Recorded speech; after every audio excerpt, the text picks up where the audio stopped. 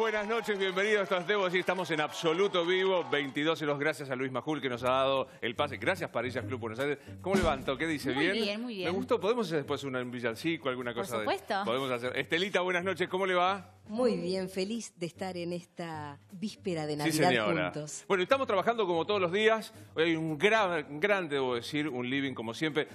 Un placer recibirlo porque es de uno de nuestros primeros invitados. Está Julio Bárbaro con nosotros. Ya vamos a estar charlando con el maestro. Tengo novedades para usted, Julio Bárbaro. Quiero decir que tengo algunas novedades. Está la diputada nacional Victoria Donda, la mamá de Trilce, está con nosotros. Un gran periodista, alguien por quien tengo un gran respeto profesional, que es el señor Marcelo Slotoviazda, que nos acompaña. Gracias, Marcelo, por estar con nosotros. Un placer. A su lado está Peter Robledo, uno de los dirigentes del Gobierno Nacional. José Pouso, Josefina Pouso, un amigo. Gracias por estar con nosotros, Josefina, con nosotros como todas las noches. Y hoy, finalmente lo hemos conseguido con autorización judicial. Está Leonardo Fariña. Ahí lo ves a Leo Fariña, que ha venido acompañado por el doctor Rodrigo González. Y me parece que en esta noche en la que vamos a hablar de todo, como hacemos siempre, la presencia de Leo Fariña sirve para tratar desde un prisma de la realidad, contar lo que nos viene pasando. Quiero contarte, y no importa quién, pero una invitada que estaba comprometida a venir, enterada de que venía Leo Fariña, decidió bajarse. Decidió no venir a este programa. Y esto puede generar un montón de cuestiones. Leonardo Fariña está a derecho, quiero decir, que está cumpliendo, se ha adecuado a lo que establecen los códigos, es un testigo que está protegido porque colabora con la investigación, que intenta saber qué pasó en la Argentina respecto de la falta de dinero, porque objetivamente alguien se llevó el dinero. Mira, cuando yo venía para acá, y enseguida se lo voy a preguntar a Leo, un taxista me decía, pero entonces yo me arrepiento y ya...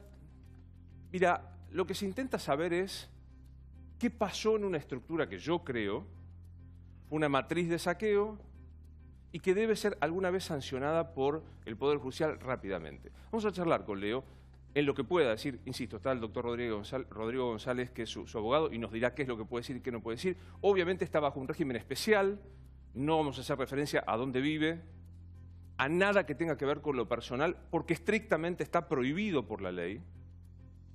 Y vamos a charlar, por supuesto, de lo que ha sido esta semana, que es casi el corolario de un 2019 muy malo, muy difícil para la gran mayoría.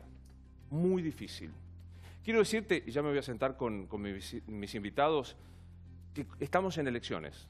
Empezamos las elecciones en nuestro... Mañana, en el portal más importante de habla hispana de nuestro país desde ya, del continente desde ya, y prácticamente toda el habla hispana, se va a publicar una encuesta que intenta, me parece, demostrar que el escenario puede cambiar rotundamente. ¿Qué es lo que puede llegar a pasar el año que viene en nuestra insólita realidad argentina, que volvamos a discutir entre Macri y Cristina?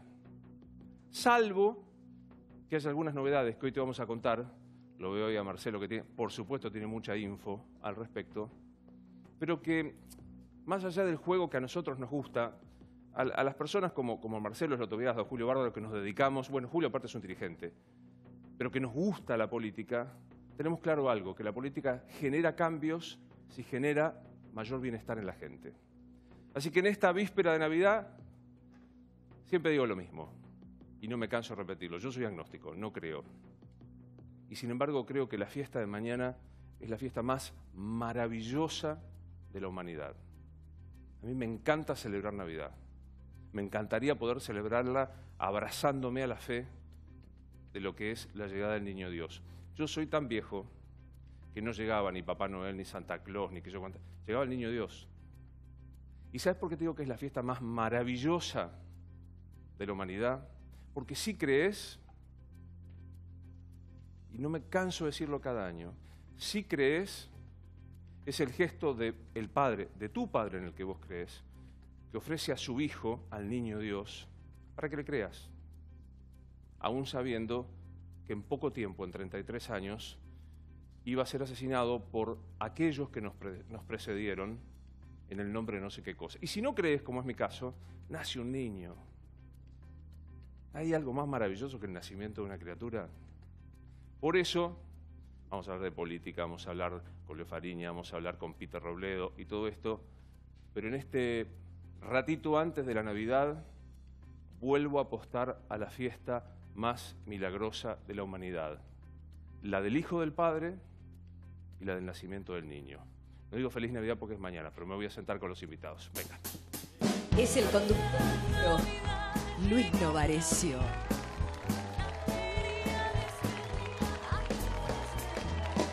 Bueno, muchas gracias. Un placer verlo a los caballeros de este sector. Gracias, doctor. José, un placer verlo. Mamá de Trilce, gracias por estar con nosotros. Leo, ¿cómo estás? Bien, ¿vos? ¿Te genera nervio o complicación encontrarte con gente que no conoces, hablar sobre tu caso? No, yo creo que mi intención siempre ha sido públicamente generar un cambio haciéndome cargo de asumir las responsabilidades de lo que he hecho, pero que no quede justamente en una cuestión de espectacularización por la difusión y que no quede en una cuestión moral, sino que se transforme en una cuestión política. Exactamente. ¿Qué le contestás al taxista que hoy me traía? Que te decía, hey, che, se arrepintió y está en la tele, como si tal. Algunos van más fuerte y te dicen, el tipo cometió un delito, es un delincuente para el Código Penal y está premiado.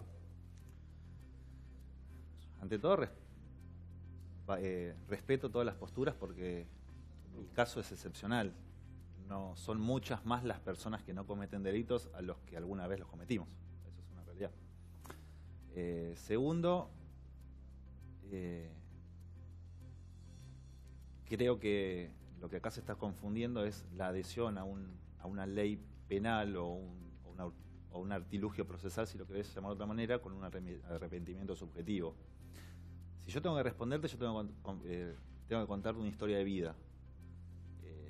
Una historia de vida en la cual a mí me cambió rotundamente el continuo de lo que es la vida de cualquier ser humano, el estar dentro de una cárcel. ¿Cuánto tiempo estuviste detenido? 2 años y 20 días. Yo siempre he escuchado a las personas decir, me imagino lo que es estar detenido por lo que pasaste.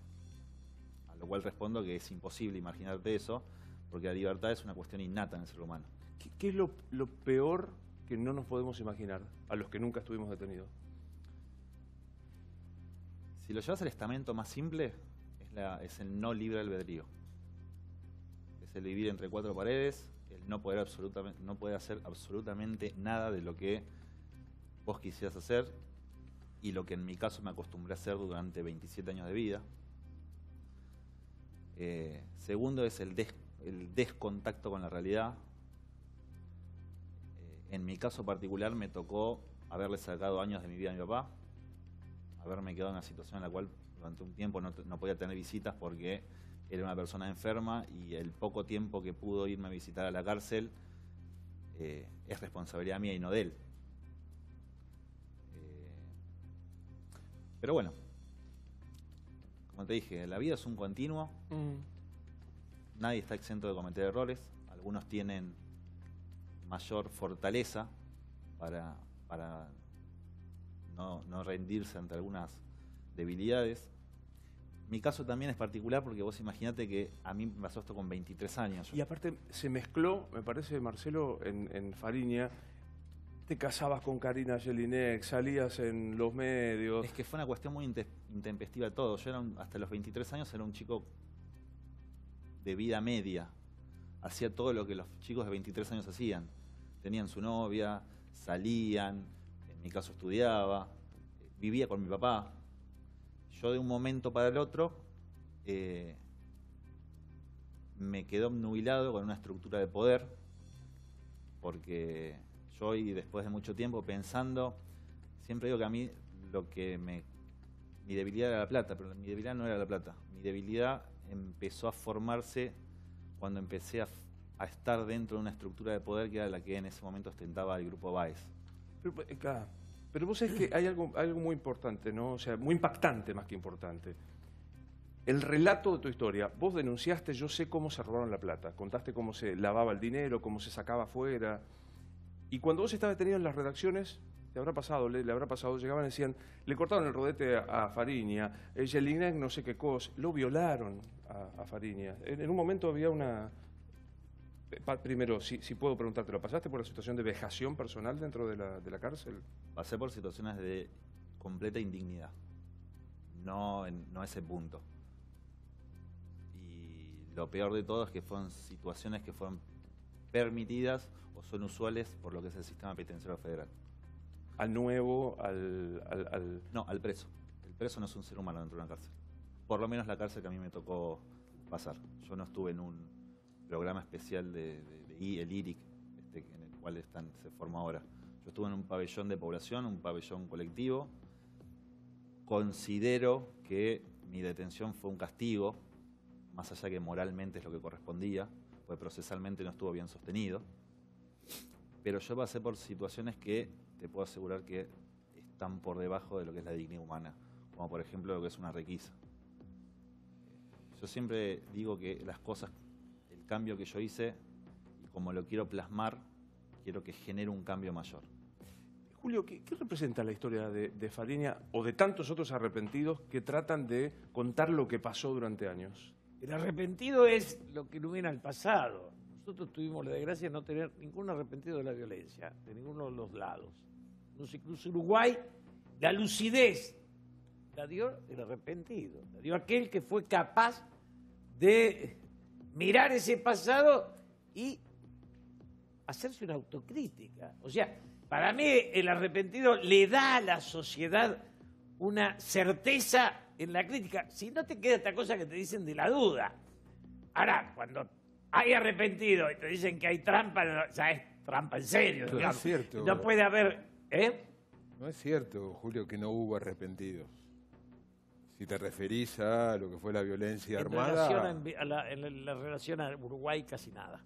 Yo me no, en todo caso no el arrepentimiento que podíamos esperar, pero que un montón de gente lo ha manifestado, lo ha escrito libros. Pero la reformulación que tuvo Uruguay les permitió a ellos una ubicación. Sí, en el marco, perdón, en el marco de otro sistema judicial. Correcto. ¿No? Pero acá es muy difícil hacer que las organizaciones armadas revolucionarias o lo que digamos los grupos armados que no eran parte del Estado puedan hacer un arrepentimiento judicial más allá de la autocrítica política, precisamente porque la interrupción del orden constitucional y del derecho de Estado impidió ese proceso judicial. Ayer me pasé 6 horas con Jorge Rulli grabando con unos periodistas. Digamos. Aclaremos quién es Jorge Rulli para el que no lo sepa. Bueno, es el personaje de 11 años de cárcel en distintas cárceles, peleó en China, formado en China, peleó, bueno, digamos una historia de los militantes más históricos. Pero ¿sabes lo que yo iba que le preguntaba un poco a Leo? Leo contó cómo funcionaba un sistema de corrupción.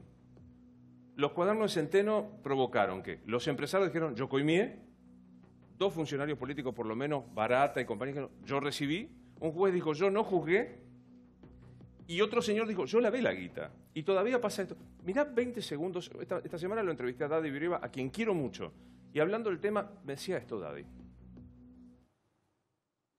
Siempre contra magistrados. Un pozo, mirá si hubiesen utilizado para hacer pozos petroleros allá en el sur, cuando se fue marihuana hubiésemos tenido petróleo. Posearon todo, no consiguieron nada. Che, ¿y si no se robaron todo? Porque yo digo, en esta línea de pensamiento de que hace 4 o 5 años que quieren venir probando todo eso y no prueban nada. La cuestión de, vos dijiste, y Daddy dice, ¿y si no se la robaron como vos dijiste? Primero que el enfoque, acá hay que hacer 2 enfoques, me parece. Me voy a hacer siempre autorreferencial porque voy a hablar de lo que me pasó a mí y de cómo lo siento yo. El arrepentimiento como instrumento meramente procesal no sirve. Si vos no tenés una cuestión de cambio subjetivo, terminás en una cuestión meramente de exposición moral de algo. Estos se robaron esto, júzguenlo y listo. No va a generar un cambio. Mi experiencia de vida hace que primero haya sido un arrepentimiento subjetivo. Yo perdí mucho en cuestiones humanas con todo lo que hice.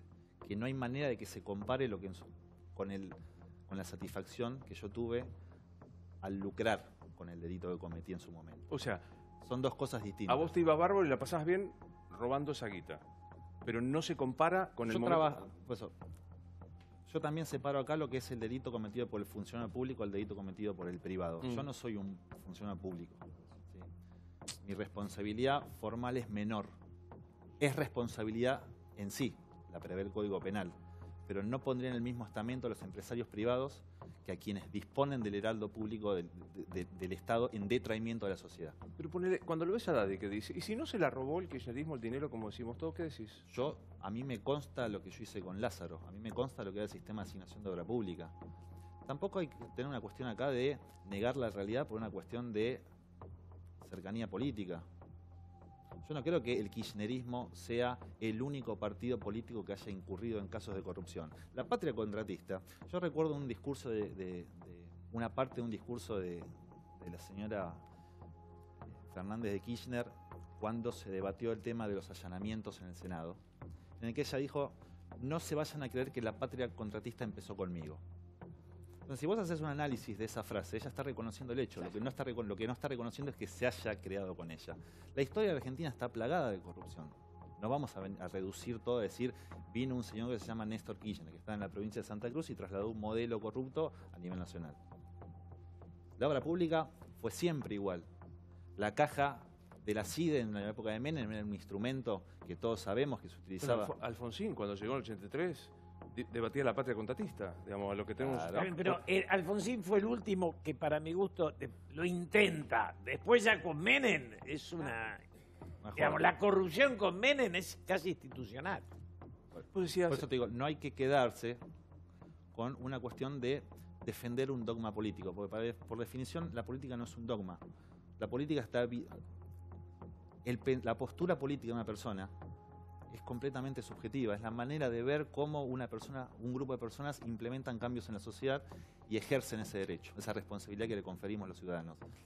Pero lo que no hay que caer es que por defender esa postura se obvíe lo que es la realidad. A mí me parecería ya irrisorio.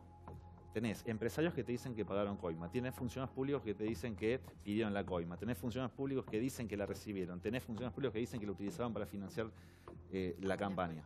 Entonces... ¿Y qué más? ¿Y qué falta? ¿Y qué falta? Porque esto es una pequeña parte de la historia. Por eso te digo, no nos quedemos en que solamente la obra pública y que solamente el gobierno kirchnerista fue corrupto. Pues sí que falta mucho más de lo que sacó.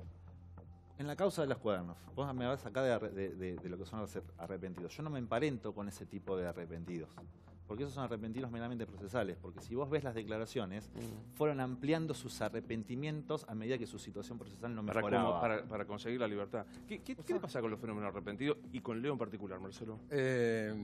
A Leo terminé creyéndole porque, bueno, lo entrevisté un par de veces y me parece sincero su arrepentimiento, pues reconoció lo que hizo. Respecto a la figura de arrepentido, tengo mis dudas. Ahora, lo que quería comentar, a raíz de lo que él dice, las distintas responsabilidades entre la corrupción, el delito de un funcionario público y de un empresario. Se publicó esta semana una encuesta que me parece muy reveladora. Poliarquía hace una encuesta, no en una muestra de la población, sino de clase dirigente. Formadores de opinión, periodistas, círculo rojo. Entonces pregunta, ¿cuál es el principal problema del país? Clase dirigente. Y dice, pobreza, distribución del ingreso, inflación, la deuda.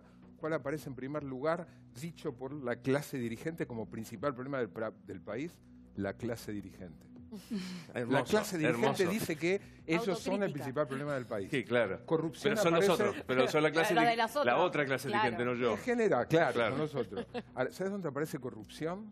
Aparece clase dirigente de memoria, 17%, bien arriba en el ranking. Después aparece pobreza, inflación, deuda. Corrupción, 1%.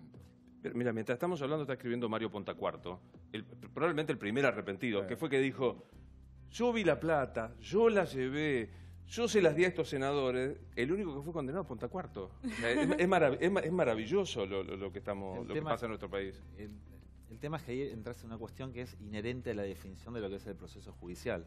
En un proceso judicial vos podés aportar un montón de cosas que viviste, que tenés, que conocés, que públicamente inclusive están instaladas, pero no instaladas como una mentira, sino que es como una cuestión de conocimiento público. Pero en un expediente, al momento de una sentencia, lo que te limitas es a la foto probatoria.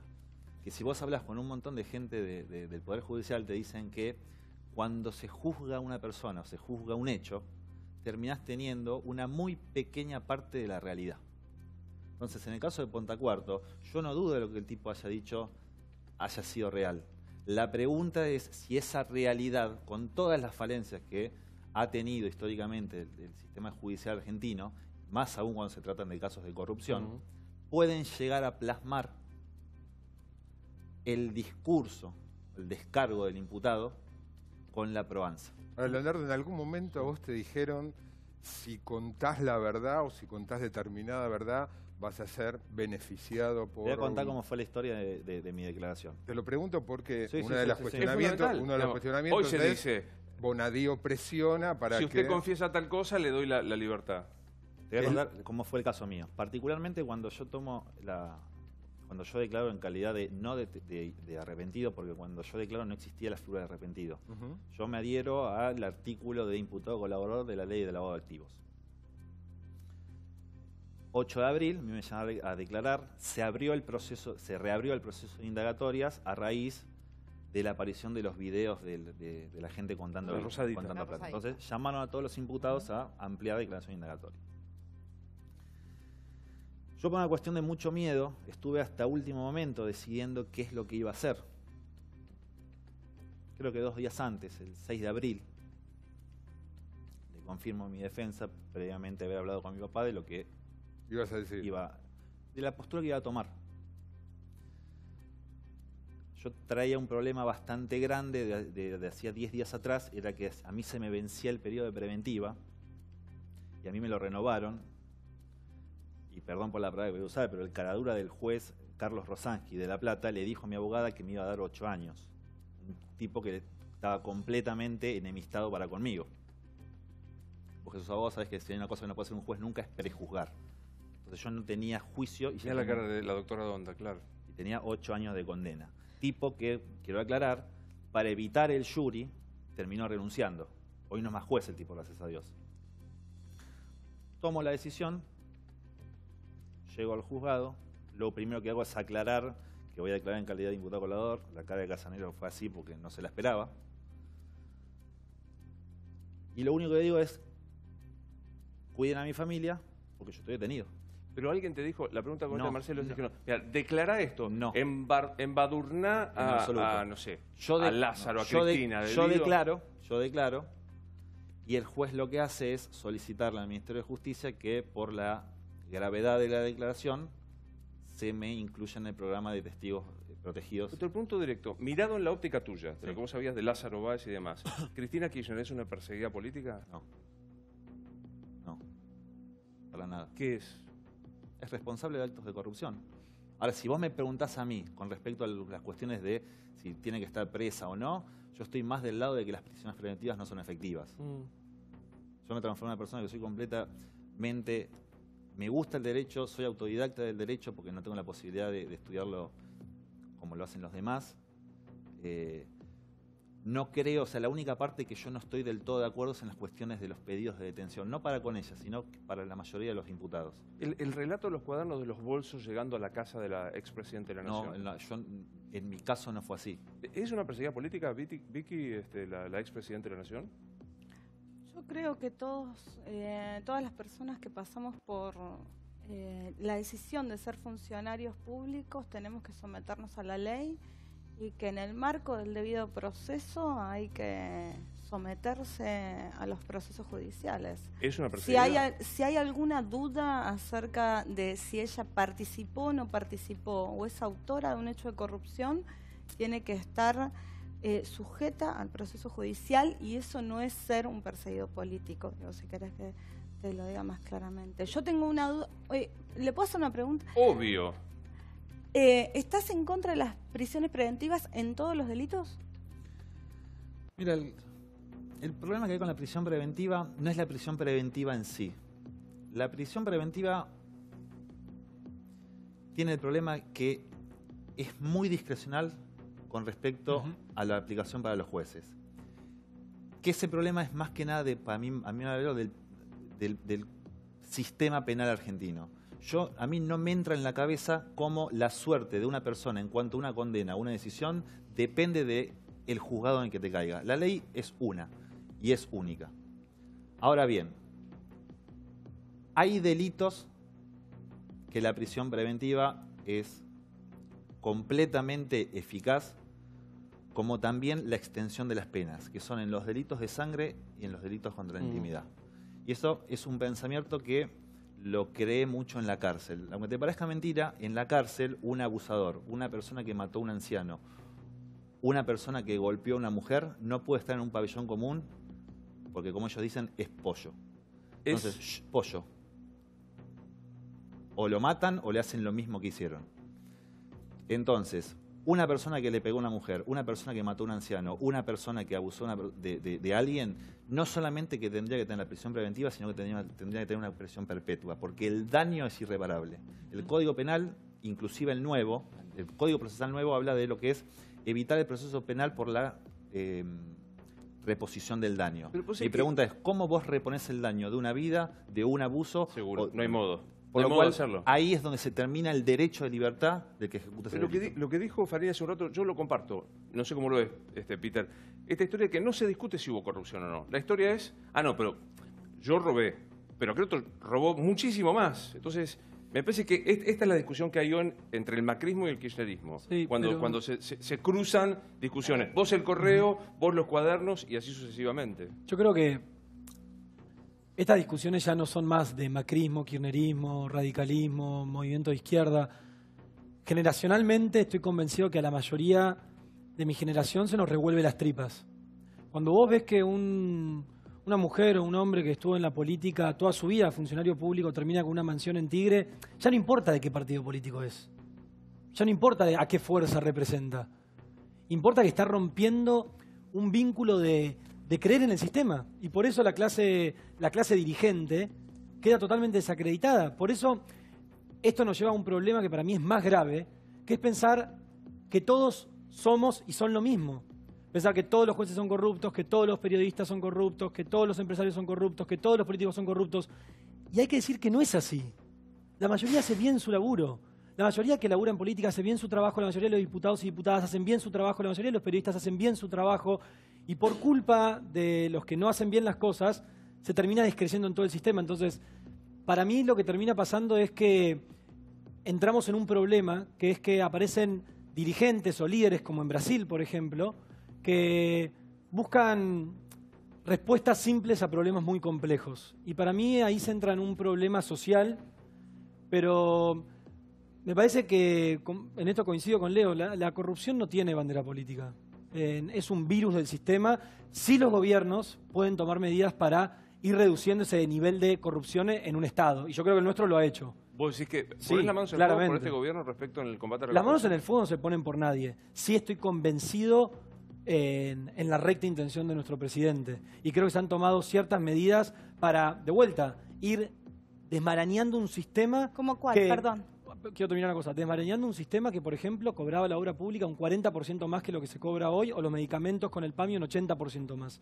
Ahora, me parece que en apoyar, por ejemplo, que lo sancionó el Congreso, en la ley del arrepentido, tener hoy todo lo que son los trámites estatales y todas las contrataciones públicas de manera pública, o sea, la ley de transparencia pública que ha sancionado este gobierno, y también que hoy nosotros tenemos un gabinete con los ministros en los cuales no tenemos ningún ministro denunciado por corrupción con pruebas acreditadas en la justicia. Está citado indagatoria a Juan, ¿no? No, pero están citados por causas, en el caso de Lara San Juan, por una causa que...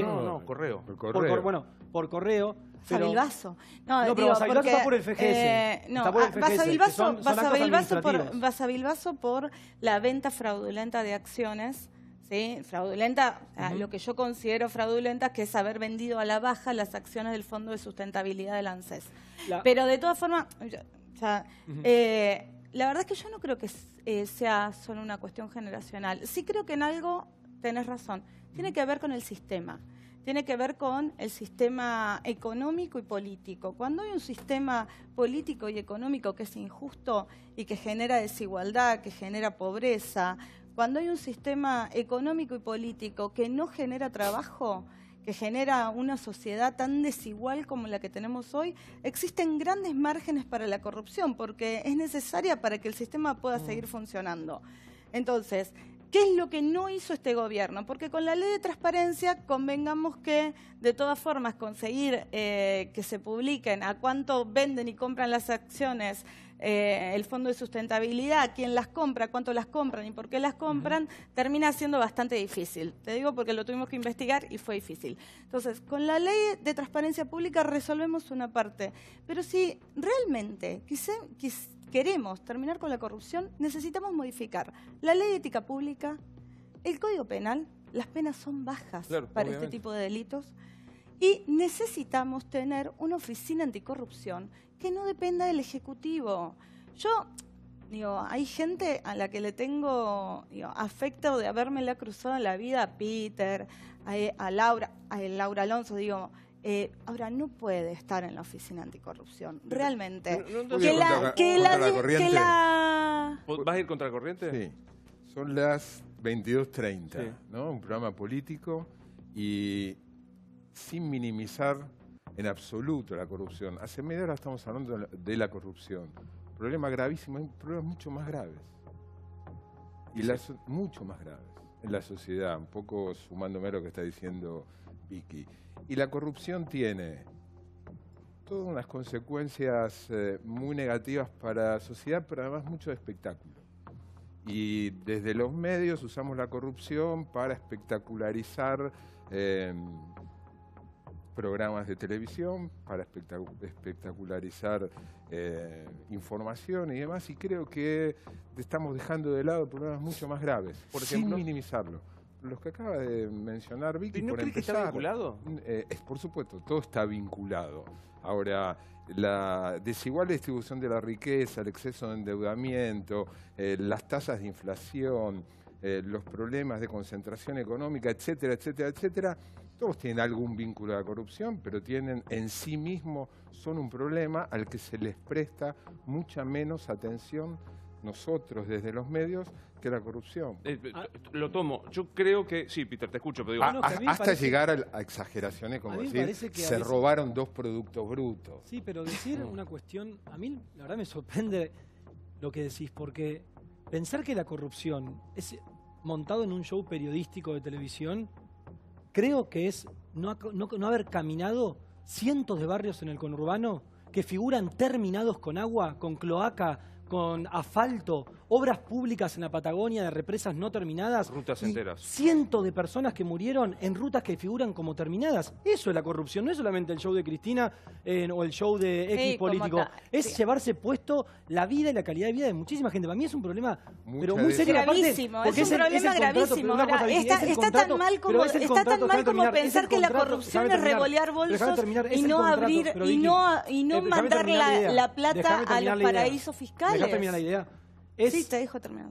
Romper el contrato social, la corrupción. No me parece que sea, por más de que la clase dirigente o la gente en una encuesta diga que están en, no sé, en el 10º puesto de temas que importan en una sociedad, para mí hace a un valor central que tiene que tener una sociedad. A mí lo que me parece que probablemente se espectacularice, probablemente. Yo lo asumo porque laburo de esto y tampoco lo voy a decir. Ahora, el sostenimiento de la misma discusión, ¿cuánto hace que hiciste tu declaración, Leo? 8 de abril del 2016. 16. Van 2 años de alguien que viene y dice cómo es. Sí, está bien, Lázaro está detenido y todo esto. ¿Hay sentencia firme? No. Sí, digamos, hay una sola sentencia. ¿Una sola? ¿Cuál? La mía. ¿Me entendés? Por un delito que no tiene que ver con un acto de corrupción. ¿Qué piensa Julio de esto que plantea un poco también Marcelo? El problema central de Argentina es que el Estado es más débil que las grandes empresas. Entonces, cuando vos, con las privatizaciones... Yo fui diputado en el 73 de un país que tenía el 5% de pobreza. Y volví a hacerlo con Alfonsín cuando debatimos 800.000 cajas pan como hecho pasajero. Hoy tenés 12 millones. Entonces, ¿dónde está la raíz? La raíz está en la corrupción central que fueron las privatizaciones.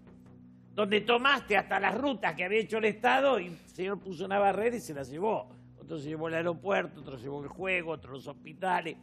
Entonces hiciste un capitalismo improductivo. No es que tenemos a Henry Ford. Acá los bancos... Entonces, la corrupción es tan esencial que la concentración de... Yo te digo, hace 30 años el que tenía más de $1.000 millones en Argentina era una rareza. Hoy hace la lista de los que tienen 3, 4, 5, 20.000 millones de dólares. Y ahí vas a saber, mientras la riqueza no tenga límite, tampoco lo va a tener la miseria. Y acá hay un enriquecimiento monstruoso de tipos que tienen un canuto del Estado que es esencialmente corrupto y lo sigue siendo. Te lo planteo de otra manera. Si por arte de magia se eliminara la corrupción, Argentina seguiría teniendo problemas gravísimos de pobreza, de inflación, de desigualdad en la riqueza, de rutas que no se terminan, de 4.500 villas miserias y barrios carenciados, aunque se terminara la corrupción. Pero desaparecía la corrupción. Esa riqueza que sí existe, ¿no permitiría ser redistribuida mucho más justamente? Un poco.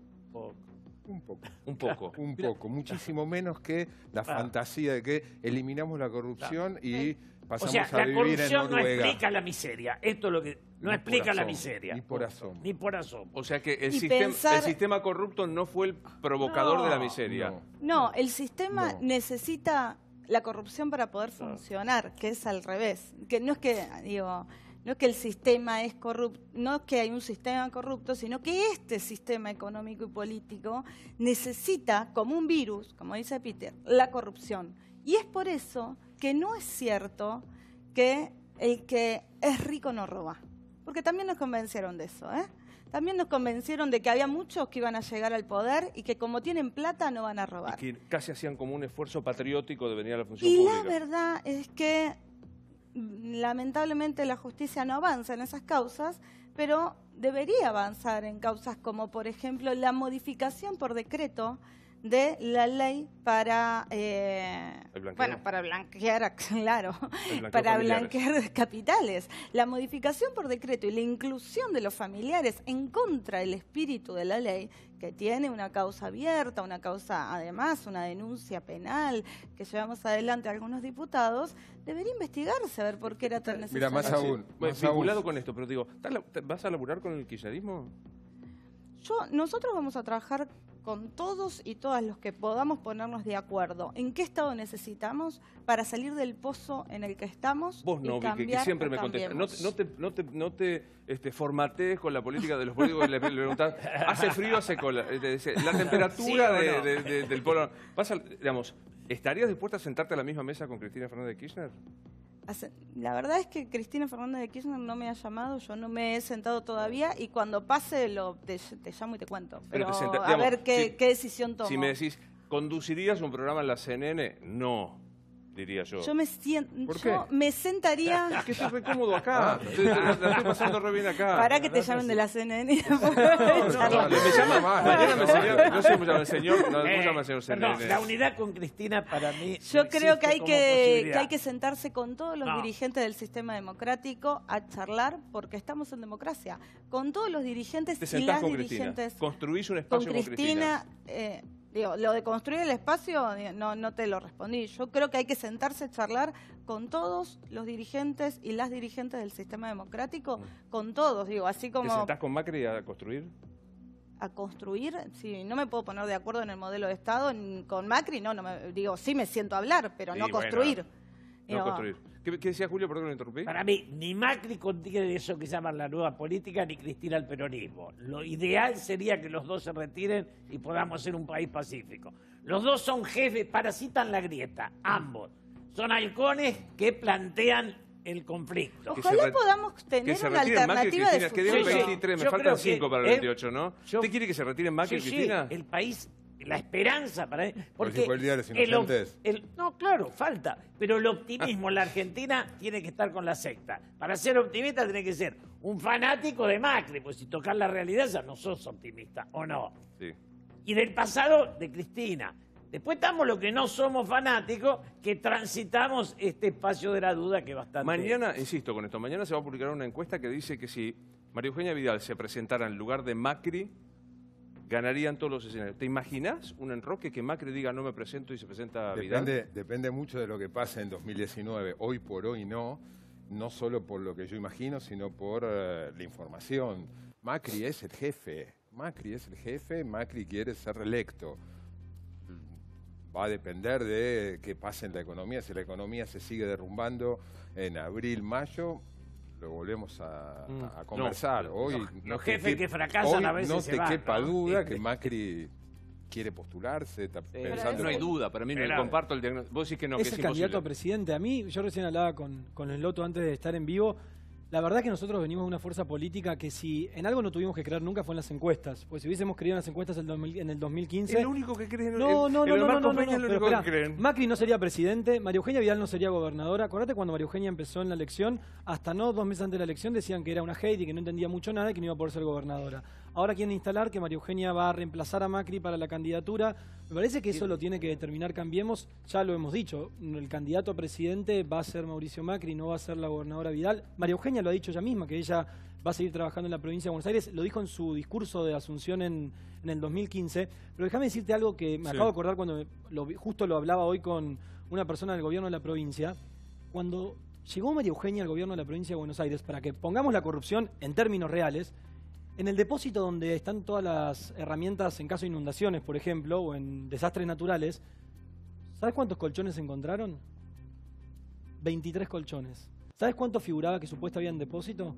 25.000. Eso es la corrupción. Peter, no estoy negando. Eso es la corrupción. No estoy negando las consecuencias de la corrupción. Lo que estoy diciendo es, por ejemplo, si se pudiera medir el daño en términos de malestar social que provocó la fuga de 400.000 millones de dólares que tiene Argentina, comparado con el daño que hizo la corrupción, y yo no sé cómo da esa balanza. Entonces, de corrupción hablamos todos los días, en todos los programas. De esos temas se habla mucho menos. El salto del dólar, ¿qué hizo el salto del dólar de 20 a 40? ¿A cuántos tiró? Digamos, la tiró un pequeña montón empresa, y ayudó a que Caputo siga de vacaciones. Es que la pregunta es, perdón, pero yo no sé de política, soy creo una ciudadana común y hablo de este lugar. Vos recién planteabas qué pasa si desaparece la corrupción. Tiene que desaparecer el poder, la ostentación del poder. Esto es lo que sucede, porque el poder es sinónimo de corrupción. Entonces, mientras sigamos gobernados por egos importantes, este país nunca va a avanzar, porque todos quieren ganar a costa de pisarle la cabeza al otro, porque la fuga de capitales también tiene que ver con la corrupción, porque el dólar que se va a 40 de la noche a la mañana es para acomodar a unos amigos. Entonces, dejémonos de creer que nuestros políticos son maravillosos, porque yo realmente creo que los que están ahí arriba quizás son maravillosos, los que están laburando como vos, laburando, que pasean y recorren los barrios y están con la gente que realmente les hace falta, que van a los comedores, que saben cuántos colchones hay. Pero yo no creo que ninguno que están ahí arriba y que tienen realmente el poder les importe un bledo lo que nos pasa a los argentinos. Bueno, lamento decirte que sí. Yo creo hay mucha gente en todos los partidos políticos. Porque si Macri se presenta nuevamente presidente, creo que tiene que ver con que no le importa a los argentinos, sino que le importa su poder. La verdad es que... Es mi opinión. Yo te quiero decir porque, a ver, creo que la tarea más grande que tenemos, sobre todo la juventud está en política, es militar la idea de que no somos todos lo mismo. Y en todos los partidos políticos. Yo estoy convencido que la mayoría de la gente que está en las fuerzas políticas, en el periodismo, y la gente que está en las empresas, y los sectores pymes, la mayoría de la gente que está en este país quiere que le vaya bien. Hay una manga de mala gente, como en la justicia, por ejemplo, cuando se dice que toda la justicia no funciona. No, es la justicia federal la que tiene las causas más resonantes y no funciona, pero la mayoría de los jueces... No, pero en la provincia también, bien. mi amor. Yo laburé en provincia, en un juzgado, bueno, y te puedo asegurar que en los juzgados de corte de menores donde yo estuve laburando, esa señora se robaba los pasajes para las familias que viajaba al interior. Bonadío tiene una historia mucho más larga incluso que la existencia de mi propia vida. Tiene un juzgamiento social de un lado y del otro. No tengo el conocimiento para poder decir si es un mal o buen juez. Me parece que tiene bastantes pedidos de juicio, creo, en el Consejo, y esas cosas tienen que avanzar, como recién Vicky decía, de gente de mi propio gobierno. Justo el otro día estuve con Emilio Basavilbaso a la mañana, el viernes, y hablábamos del tema del FGS. El tema del FGS, el Fondo de Garantía de Sustentabilidad, es una discusión que se da en todos los gobiernos y que se va a tener que hacer algún día en algún reglamento, algún protocolo de cómo manejar el FGS, pero si son causa de corrupción, a mí me importa un bledo. Es clara la ley, Si es un dice que necesitas autorización del Congreso para vender las acciones. Él debería explicar por qué vendió las acciones. Claro, él debería explicar por qué vendió las acciones sin autorización del Congreso Nacional. Que alguien del gobierno no quiera defender lo indefendible. Si Emilio Basavilbaso o Mandrake el Mago, sea del partido político que sea, metió la mano en la lata o hizo algo que no corresponda, adentro, punto. Vos sos un secretario de la Juventud, la verdad que sería una chicana si yo te pidiera un pronunciamiento. Pero te pregunto como dirigente político, sí, obvio. Que los familiares de los responsables del gobierno hayan blanqueado dinero en contra de la ley, ¿te parece bien? No me parece moralmente óptimo. No, y coincido con la gente de la coalición cívica en eso. No estoy de acuerdo en todo lo que hace el gobierno. Pero que creo que es algo de lo que... Eso es Cambiemos. Nosotros vinimos a representar... No salimos de un repollo. Cambiemos vino a representar un malestar social y de la gente en el cual teníamos soldados políticos que defendían a una jefa política, pase lo que pase. Nosotros no somos así. No hay soldado, no vos. No, no si hay un soldado mira, político. yo fui presidente de la juventud del partido durante 2 años y medio. Milito en el PRO desde que tengo 16 años, casi toda mi juventud, tengo 27 hoy. Me he manifestado muchas veces en contra de muchas de las decisiones, y si algo no tenemos, quienes formamos parte de este gobierno, es repetir como loros cosas en las que no creemos. Yo jamás hubiese salido a repetir que en la Argentina se puede comer con 6 pesos por día o que tenemos menos pobres que Alemania. Yo cuando Osloto agarra y dice que en el país estamos pasando por una situación complicada, como cuando vos recién iniciaste el programa de televisión, ¿qué te voy a decir que no? Si me la paso con toda la gente que labura conmigo en los barrios y veo cómo está pasando la gente. Bueno, nos estiraron quizás al relato, pues nos decían en el segundo semestre, después decían, bueno, el año que viene, después el segundo semestre. Y ese fue el peor error de nuestro gobierno. Pues también, digo, ese fue el peor error de nuestro gobierno y lo dijo el presidente. Espérame un segundo, sí, Leo. Yo tengo corta edad, pero hay una cosa que me... Los únicos viejos somos Bárbaro y yo, está clarísimo. O sea, en esta sala hay una cosa... Bueno, estamos ahí. Hay una cosa que... Marcelo? Te gano. Ahí está. Hay una cosa que a mí me llama la atención, que tiene que ver con la historia de este país, en la corta edad que tengo, es que hay como una cierta crisis de representatividad en la democracia. ¿Por qué? Vos fijate que de las últimas 4 o 5 elecciones, el candidato electo no fue un candidato electo por gusto mayoritario, sino por un voto negativo. Muchos se acercaron a elegir a alguien, no quizás... Lo menos peor. Claro. Entonces... ¿Está mal si te pregunto a quién votaste? No, yo no voté. ¿No votaste porque no fuiste a la...? Y de haber tenido que elegir entre Scioli y Macri, ¿a quién hubieras votado? A Macri. Mi voto hubiera sido esto. ¿Y hoy sos de los arrepentidos o sos de los que...? Viste que hay una corriente de arrepentimiento. Para explicarte mi voto necesitaría 4 o 5 minutos. Pero ilusionado. Lo que te quiero terminar es que la elección para un presidente de la nación termina siendo un dilema y no una opción. Hace varios años. Eso, en cierta manera, condena. Porque uno va a una urna y dice, voy a votar al menor de 2 males. Salvo entonces, en el 83, los que votamos en el 83, que por lo menos yo voté con una alegría absoluta, fue Alfonsín, obviamente, en aquel momento, del adelante, el 89 en adelante, fueron descartes la gran mayoría. No, tenés solamente la reelección del kirchnerismo en el 2011. Sería lindo recuperar el ir a votar con el corazón y con alegría. Sí. ¿Qué ibas a decir, Julio? Cuando entré a la Facultad de Ciencias Políticas, año 63, el decano nos dijo, sepan para toda la vida, la dirigencia argentina son más brutos que ladrones. Es más dañina la incapacidad que el delito. Y esto para mí está claro. No hay proyecto de sociedad, ni capacidad de coincidencia. Esos 2 elementos son mucho más profundos que la corrupción. Usted lo dijo, ya lo dijo hasta el cansancio, ¿no? Y le valió que lo putearan en colores. Varios colores, sí. En diversos colores, cuando dijo, me arrepiento de haberlo votado. Ahora, es horrible hacer la cosa contrafáctica. Ubíquese de vuelta en aquel momento. ¿Hubiera preferido haber votado a Scioli? Oye, casi diría que voto en blanco. Entre los dos me voy a mi casa. Tengo edad, ya tengo 76, puedo no votar. Pero lo que pasa es que son personajes menores. Uno que conoció a Palacio, a Frondizi, a Perón, que era Lanuse, también un milico, a Balbín, y ve que quedan, para mí, 2 aficionados, porque Mauricio Macri y Daniel Scioli, aficionado es el tipo que empieza algo después de los 40, sea el golf, la cocina o manejar. Y los nuestros son aficionados.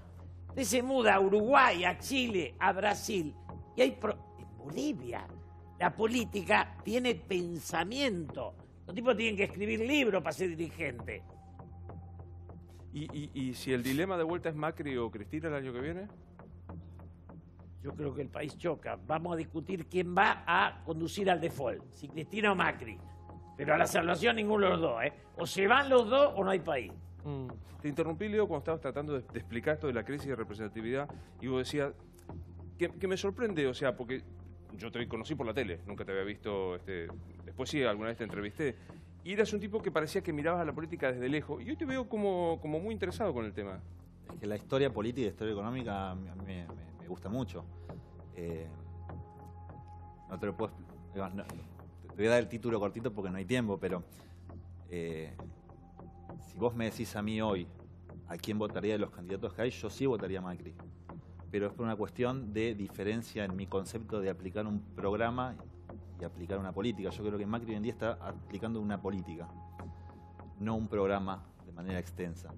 Yo creo que para analizar a quién votas o no tenés que hacer una coyuntura. Acá siempre en el último tiempo se comparó kirchnerismo o macrismo, o sea, los 2 años de Cristina contra este mandato de Macri. Vos para analizar un gobierno considero yo que tenés que hacerlo con todas las diferencias que tienen, sobre todo en los lapsos temporales.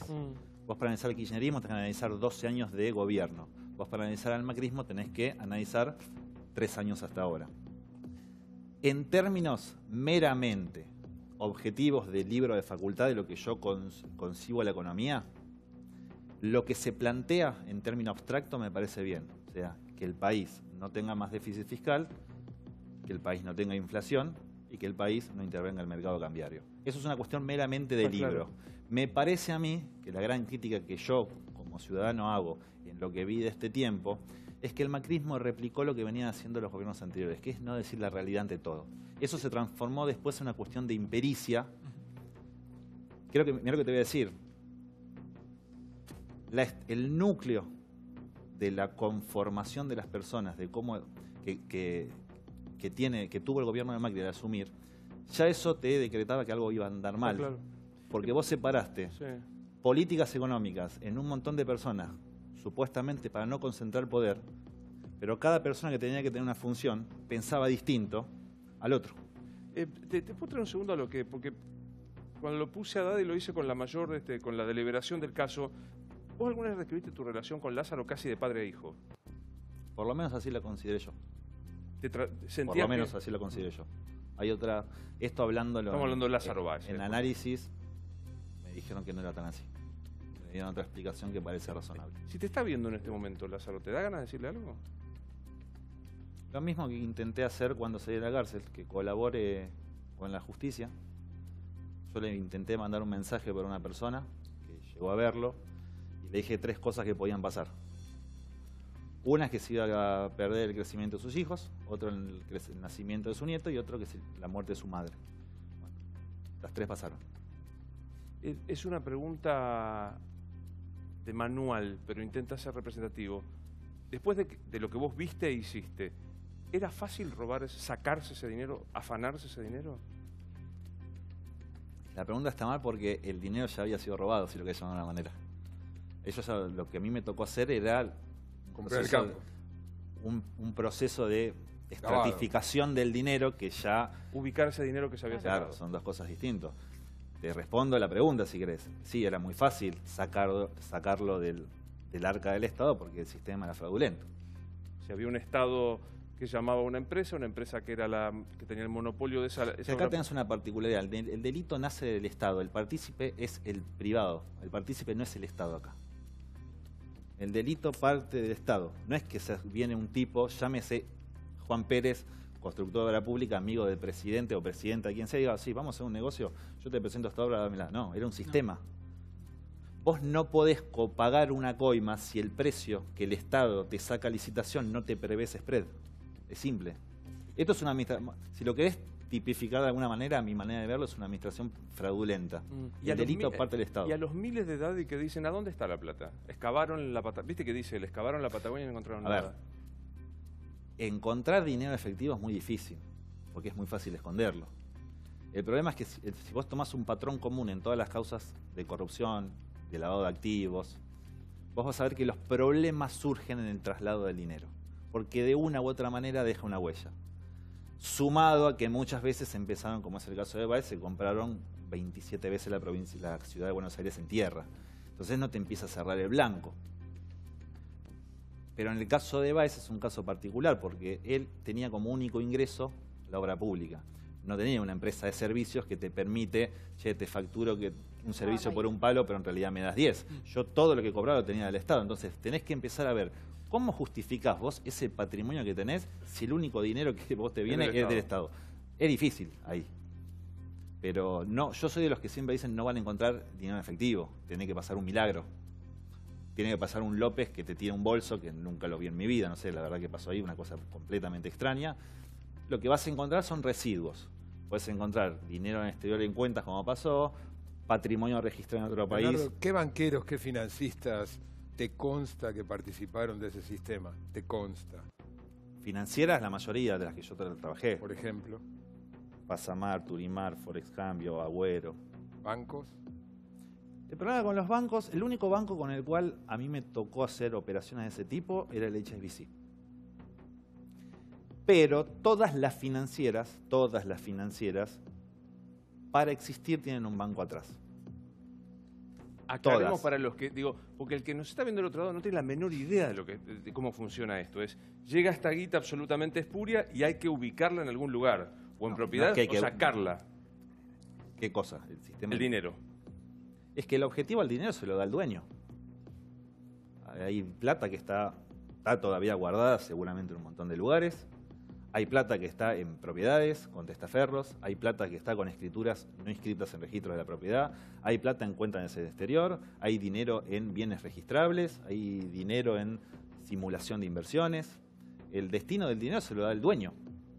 Luis, se blanquearon 110.000 millones de dólares, se blanquearon. Bueno, eso es ¿De un dónde dato. viene eso? O sea, eso es un el dato blanqueo que es importante. ¿Evasión o corrupción? Una de No dos. hay vuelta. Una de dos. Y sin explicar el blanqueo especialmente establecido, sin justificar el origen. Quiero decir, ¿no? Ese es un tema que es importante porque en el ambiente de lo que es lo que llaman la City, de la economía negra, hablan de alrededor de 420.000 millones de dólares en el exterior. ¿De vuelta a la cifra? 420.000 millones. Eso es lo que siempre se dijo en la City. Producto bruto. Ahí Eso- está. Ahí sí hay ahí un está el producto producto bruto. bruto. No yo le toda- prometo que le voy a hacer una, porque pobre, está como un espectador privilegiado, el doctor González acá. no, hay- Deme un segundo. Ahí sigo, Leo. ¿Sabías que hay un lugar en donde podés experimentar de manera transformadora en momentos únicos tu vida? Venite este verano a San Juan y viví los mejores momentos. Porque San Juan brilla para vos. San Juan brilla para todos. Directo a escenarios inolvidables.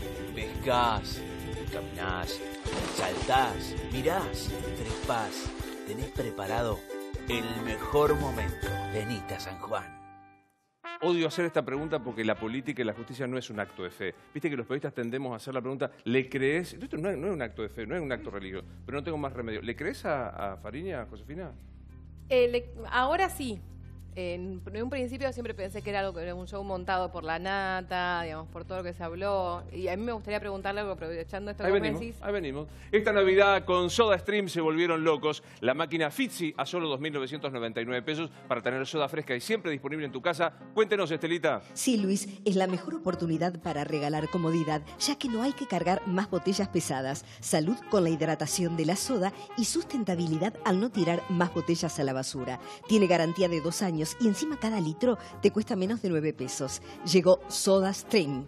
Llegó el consumo inteligente a la Argentina. Conseguirle en los mejores supermercados y casas de electrodomésticos del país. La distinguida gama de productos de Paulista es la mejor opción para esta fiesta porque desde 1902 compartimos tu mesa navideña con los mejores productos artesanales. Paulista, calidad que conviene. ¿Qué le querías preguntar, Josefina? Hablando un poco de esto de que uno creía que era todo solamente un show y que no iba a pasar nada, se habló que vos te casaste con Jelinek y toda la historia con Jelinek era porque tenías miedo de terminar muerto. O sea, era una forma de tener exposición y no terminar en un zanjón. En absoluto. Mirá, si hay una cuestión que trabajo mucho en análisis es que históricamente, yo por cuestiones que no vienen al caso pero que tienen que ver con ausencias del chico, yo genero vínculos empáticos muy rápido. Por ejemplo, si una persona me cae bien, prácticamente al instante ya lo considero un amigo. Bueno, hay 1000 casos. El caso de Lázaro, por ejemplo, que me preguntaste. Yo a Karina la conocí en un contexto distinto al que tengo hoy y considero que los dos nos enamoramos y que tuvimos un lindo matrimonio el tiempo que duró. Yo no puedo estar respondiendo, no me parece bueno para ella tampoco estar respondiendo si mi matrimonio fue un montaje o no, porque si yo hubiera querido hacer eso no es necesario casarme. El solo hecho de aparecer con ella ya me lleva a una cámara y me cuida de un eventual problema. Yo reconozco que me enamoré de ella y que intenté tener la mejor relación que le podía dar. Ella, en su calidad de persona pública, hizo que obviamente tengamos una exposición pública. Yo recuerdo que los problemas mediáticos míos empiezan en marzo del 2011, que fue la primera vez que la acompañé en un evento público, que fue un desfile en el BAF Week. Entonces aparecí con ella, me sacaron una foto y empezaron a preguntarse quién es el misterioso novio bueno, de Karina. eras el hijo de Néstor Kirchner también en su momento. Pero han dicho, mira, por eso digo, había una espectacularidad detrás de su historia. Hijo de Néstor, Testaferro de Cristóbal, Testaferro de Lázaro, trabajaba para un cartel de Colombia y decían que también trabajaba con Gualtieri, que era el abogado de Dualde, con un tema de autopista. O sea, escuché cada... pero el tema de Karina, no, el tema de Karina fue una cuestión que sí fue muy incipiente, eso lo reconozco, pero de las dos partes, porque no hay que, yo para casarme necesito tener el sí de la otra persona, para convivir necesito la aceptación de la otra persona. Contemporáneamente a tu caso apareció el Lascar, y hubo discusiones sobre el Lascar ahora en este momento, de lo que dijo. Dame un segundo que te quiero preguntar por esto, tengo que meter un chivo. Para esta situación económica, cuando todos necesitamos ahorrar, Zona Libre te presenta esto. Zona Libre Familiar, que pensó en tu conveniencia para que puedas seguir usando el producto más efectivo, pero en su formato familiar. Es el mismo de siempre, que ya conoces, pero en un envase mucho más grande que te dura más y te conviene. Zona Libre Familiar está formulado con Pharmacapil, revolucionario compuesto que actúa física y no químicamente, ahogando rápidamente a los piojos y liendres en una sola aplicación. Zona Libre no arde, no daña el pelo y puede utilizarse tantas veces como quieras ante nuevos contagios. Y como no necesitas peine fino, es rápido y tus chicos no sufren. Zona Libre Familiar es seguro y 100% efectivo y te conviene. Y como siempre, con el rojo se van y con el azul no vuelven. ¿Sabías que el aloe vera es la llamada planta de la inmortalidad? Imagínate cortar una hoja de aloe vera y aplicar directamente el gel en lo que sale del medio, en la zona afectada y de esta manera. Arthrostop Super Aloe es el gel que contiene en su estado natural el principio activo de la planta de aloe vera, un reparador celular y regenerador que penetra en las capas de la piel y actúa rápidamente. Es el único en Argentina que viene en sobrecitos, así podés gastar menos y comprar de a uno con la cantidad justa cada vez que lo necesitas. Y ahora en verano es un excelente reparador pot solar. Para reparar tu piel, Arthrostop Super Aloe, y para tus masajes, Arthrostop Árnica.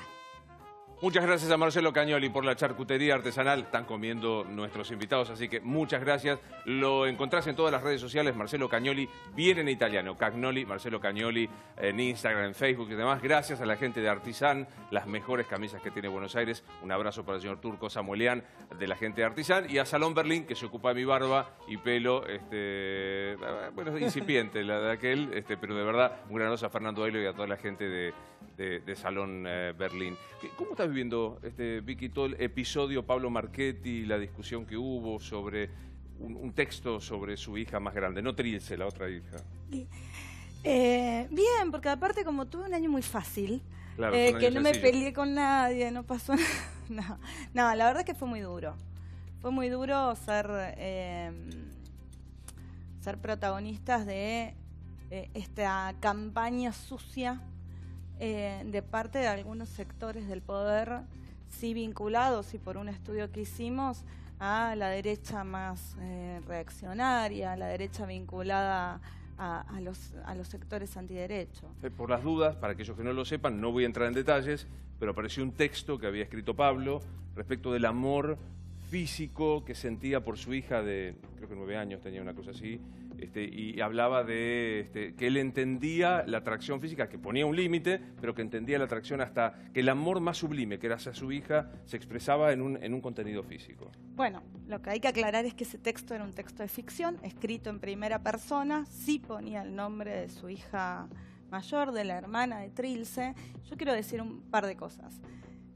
Esa noticia aparece 3 días después de otra noticia que aparece, digamos, donde soy protagonista, y que empezaron a decir por muchas redes sociales que yo había votado en contra de la prisión efectiva a los violadores. 3 días después aparece la noticia acerca de una supuesta confesión, o sea, aparece este texto de ficción de Pablo, escrito hace casi 10 años atrás, y dicen confesión de Pablo Marchetti, no, confesión del marido de Victoria Donda, Pablo Marchetti. Yo quiero decir algunas cosas, ¿no?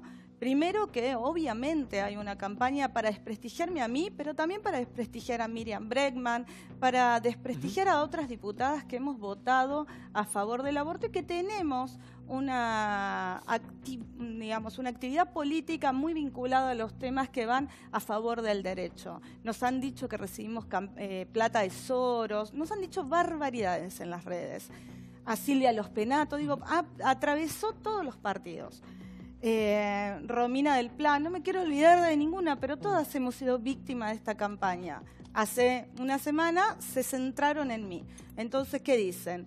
Soy defensora de violadores y tengo un marido que... incestuoso. ¿Sí? Lo primero que quiero decir es la ley, esa supuesta ley que yo no voté, que dejaba libres violadores o que era para que no se dejen libres violadores, es mentira. Eso es una ley que no existió, era una ley que era para otra cosa, era para limitar las salidas transitorias, no solo de violación, equiparaba violaciones a cualquier otro delito, por ejemplo, un robo de celular. La verdad es que nadie puede creer que yo voy a estar a favor de un violador. Me parece que a los violadores prisión efectiva. El que te conoce 5 minutos sabe que no es así. Bueno, para el violador, prisión efectiva. Con respecto a Pablo, yo me enamoré de Pablo por lo que es él. Él es un artista. Cuando lo conocí, ese texto ya estaba escrito. La mitad del libro, que se llama Pensamientos Incómodos, estaba escrito. De hecho, ese texto fue escrito para una sección de la revista La Mujer de mi Vida, una revista literaria, una sección que se llamaba Pensamientos Incómodos. Le encargaron un pensamiento muy incómodo y él escribió el pensamiento más incómodo para un hombre con una hija mujer. Digo, si alguien lo lee, seguramente le va a dar asco. Él quiso dar asco, dio asco. Dicho esto, para que no defiendo violadores, no tengo un marido incestuoso, pederasta o lo que quisieron decir. Tengo un marido artista con el que me casé, del que me enamoré, no por conveniencia política. Yo no elegí a Isabel Macedo, elegí a un tipo que se pone traje con ojotas y lo amo así como y ojotas es. Distintas. El texto... Ojotas distintas. Ojotas diferentes, es cierto. El resto... sí, el texto me dio asco. Ese texto me dio asco. Él quería dar asco y dio asco. Intentaba provocar asco. O sea, el efecto literario... Eso fue así. Ahora, sepan que esta campaña viene sucia. Y viene sucia porque si no dicen la verdad, no pueden ganar. Entonces, como quieren ganar, van a ensuciarnos. Van a ensuciarnos a muchos y muchas que queremos hacer las cosas bien. Cuando vos decís viene para ensuciarnos, ¿le ponés nombre y apellido de dónde viene la campaña? Hay muy pocos que tienen tanta plata para hacer fake news y dedicarse a ese tipo de campaña que ensucia tanto a la democracia. Yo la verdad es que quiero apelar a lo mejor que hay en cada espacio político y por eso hace unos 20 días, 20 días más o menos, hicimos en el Congreso la primera actividad contra las fake news, denunciando las fake news justamente. Llamamos a una actividad con Ricardo Lorenzetti, con Jorge Fontevecchia, donde vinieron diputados de todo el arco político, desde Monzó hasta Guado de Pedro, todos. ¿Por qué? Porque queremos decir, sepa sociedad que existen las fake news y que las van a usar en la campaña.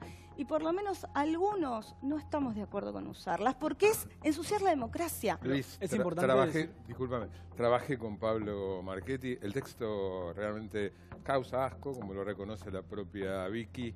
Ahora, Pablo Marchetti es transgresor, es irreverente, ha hecho de esas varios. Cualquiera que lo conoce, como vos le dijiste a ella, 5 minutos, sabe que Pablo Marchetti de incestuoso, de pederasta, no tiene absolutamente nada. Sí, totalmente. Pero yo comparto lo que dice Victoria. Bueno, y creo que Josefina, ¿te pasa algo? Trabajé con Pablo en Duro de Omar.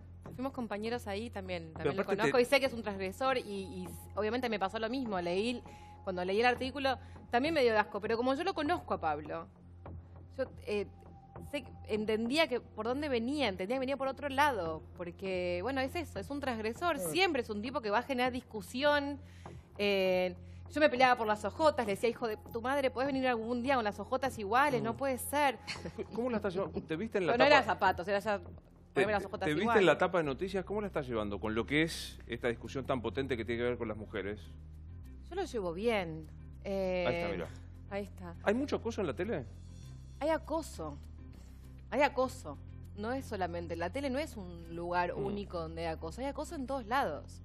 El acoso, el abuso es algo que lamentablemente es común, es habitual en nuestras vidas y tiene que ver también con la diaria. Uno no se da cuenta y nosotras, creo, las mujeres estamos empezando a darnos cuenta muchas cosas que hemos vivido que han sido acoso o que han sido abuso. que en su momento no lo reconocíamos como tal, porque era parte de... Era parte del negocio. Es normal que vayas por la calle y un tipo te hable y te mire el culo, perdón por la palabra, te diga cualquier barbaridad y tengas 12 años y que te andes tapando la cola con un busito cuando vas al colegio porque va a haber un degenerado, un tipo que te va a estar diciendo una cosa. Que es normal que vayas por la calle y alguien se hace un tapado y que esté con su miembro al aire, erecto,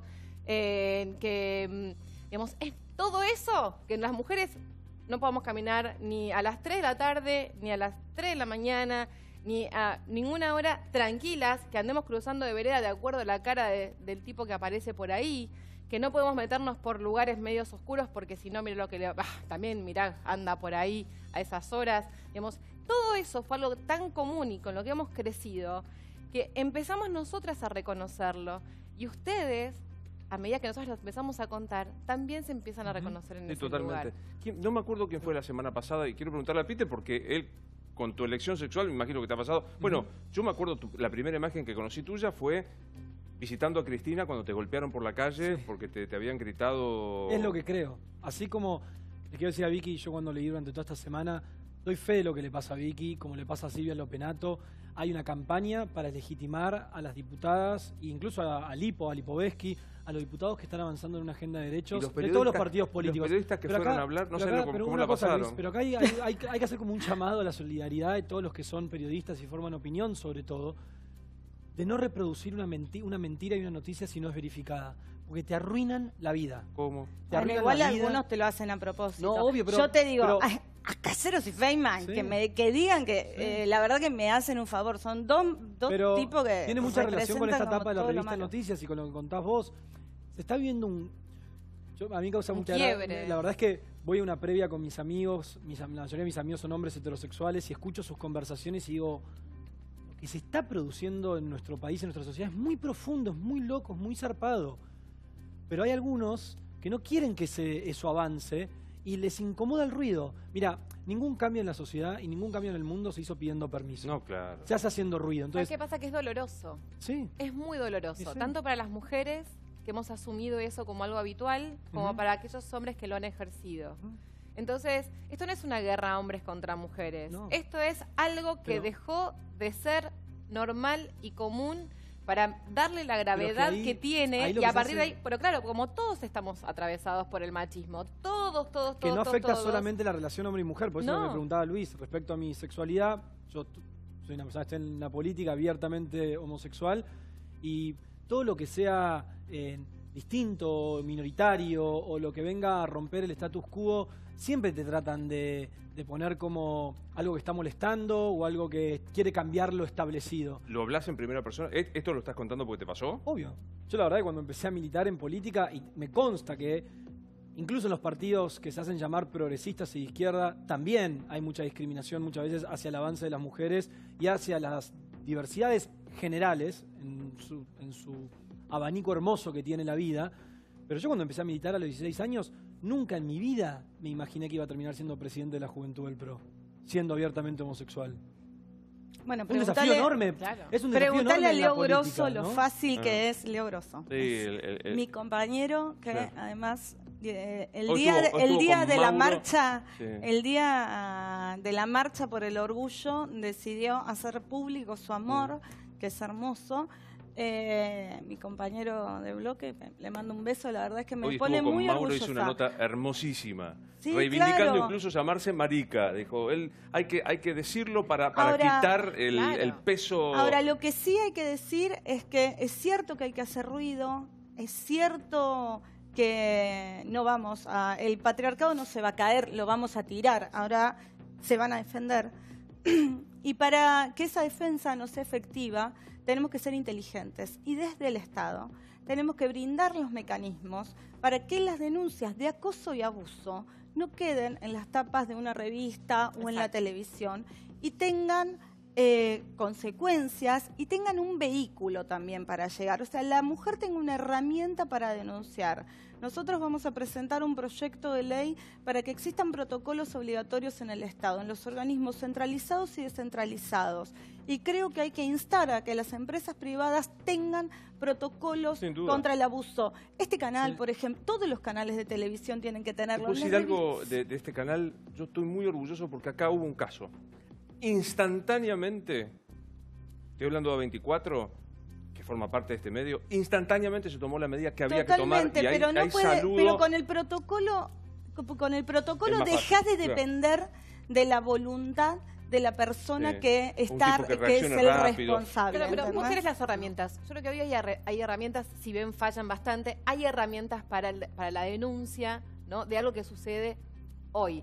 Pues también algo que se estableció y que se establece es por qué lo cuenta ahora, por qué lo dice ahora, después de tantos años. Porque antes no se podía. Primero. Segundo, la víctima no elige cuándo contarlo. Le pasa. Y tercero, contarlo cuando no podés agarrarte de las herramientas jurídicas para hacer justicia de eso, contarlo y hacerlo público, es hacer justicia también. Sí, claro. Totalmente. Ayer una amiga me dijo... Hay algo que dice Victoria que hay que desaprender, digo... la verdad que esta semana con lo de Isela Constantini, que es una mujer encantadora, inteligente, formada, que hizo un trabajo en aerolínea, diciendo lo del escote, también muestra cuánto tenemos aprendido mal. Vicky, no se va a caer, lo vamos a tirar. Pero también hay que saber, y esto para mí tiene que ser un acuerdo de todas las fuerzas políticas, como la ley Micaela que se sancionó esta semana para que se forme a todos los funcionarios de los distintos poderes del Estado. Es un paso. Fabiana Túnez, que es quien está a cargo del Instituto Nacional de la Mujer, que viene del campo de la lucha de los derechos de las mujeres, ella estuvo a cargo de la Casa del Encuentro.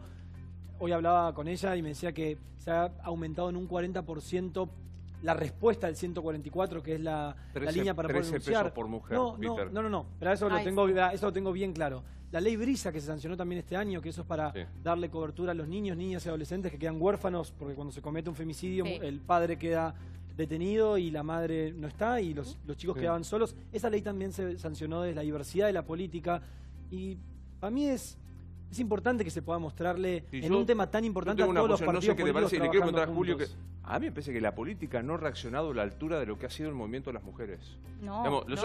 Siempre reacciona más tarde. Pero digo, repasemos los puestos de poder. Por el aborto. Pero claro, repasemos los puestos de poder. ¿Cuántas mujeres hay en el Gabinete Nacional?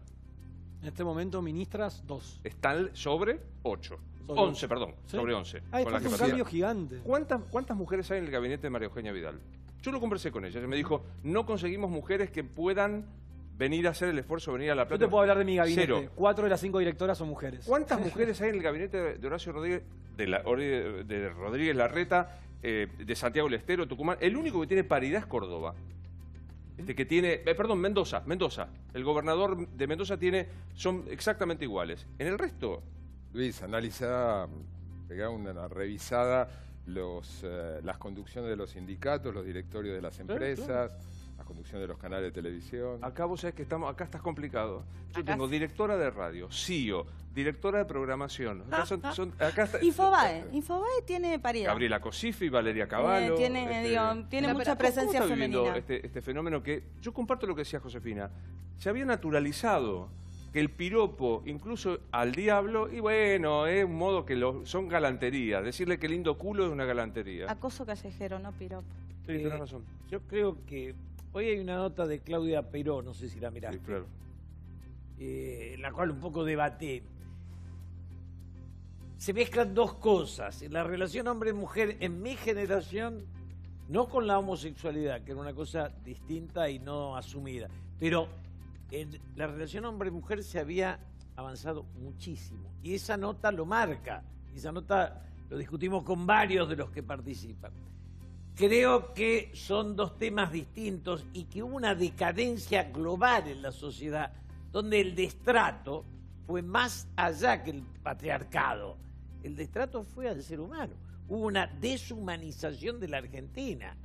Si yo tomo el lugar de mi madre y de mi abuela, hace unos cuantos años no había feminismo, pero había un poder, una responsabilidad y un respeto que no podés creer que ahora lo inventamos todo y Perdón, Julia, pero donde la mujer ocupaba un lugar que era el de ama de casa Claro, y no nada podía más. decidir ni dónde Entonces, vivía. en ese lugar, por supuesto, había un respeto hacia esa mujer. Esa mujer no podía hacer más nada que ser... Perdón, eso no es Eso. así. Eso No, es una Julio, idea. Usted, digamos... Julio, igual yo te entiendo lo que por están la diferencia planteando, porque generacional, si no, pero... Yo lo que le digo a mi hija, Carmela, con la que me agarro de los pelos, es que mi abuela era más lúcida que ella, no me joda. Mi abuela y mi vieja eran más lúcidas que vos. Entonces no me vengas a berretear el pasado. No busque cómplice, porque yo soy fan de Carmela No, Bárbaro. ya sé, O bueno, sea, pero con alguien me tengo que pelear. Julio, pero, a ver, no, las mujeres no podíamos decidir dónde vivíamos, teníamos que llevar el apellido del marido, no podíamos decidir El ni qué apellido carrera puede ser, estudiábamos. yo pasé mi vida oprimido por mujeres que me aplastaron. No, bueno, ¿Qué querés? La nadie. casa del hombre golpeado. Eso. Espera, espera un poquito. ¿Te duele la cabeza, la espalda, el cuello, los músculos o articulaciones? ¿Tenés dolores menstruales? No dolerte frío o caliente, mira. Clofenac sódico y paracetamol, 2 poderosos analgésicos antiinflamatorios que calman tus dolores de verdad. Vienen 2 presentaciones para disolver en agua caliente o fría, empezando a actuar más rápido porque están disueltos antes de entrar a tu cuerpo. No dolerte y chau dolor. ¿Querés llegar a tu peso ideal con el nuevo Metabolic Green? Aprovecha tus actividades diarias para verte como querés.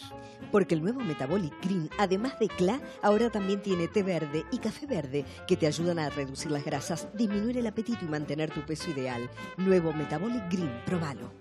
Con el nuevo Metabolic Green y lo que haces cada día, vas a verte como querés. Tu vida cotidiana es lo que necesitas para verte mejor, porque además de CLA, tiene té verde y café verde que te ayudan a reducir las grasas, a disminuir el apetito y a mantener tu nuevo peso. Metabolic Green, la alegría de verte bien. ¿Sentís rigidez articular frecuentemente? El colágeno es la proteína más abundante en los cartílagos, tendones, ligamentos y huesos. Desde los 25 perdés cada año un 1.5%. Por eso sentís cada vez más molestias. Arthrostop, el especialista, trae a la Argentina esto. Arthrostop Colágeno C+D, el primer sobrecito que ayuda a recuperar lo que tu cuerpo fue perdiendo, formulado para la formación, crecimiento y reparación del cartílago, con colágeno bioactivo líquido suplementado, con vitaminas C y D.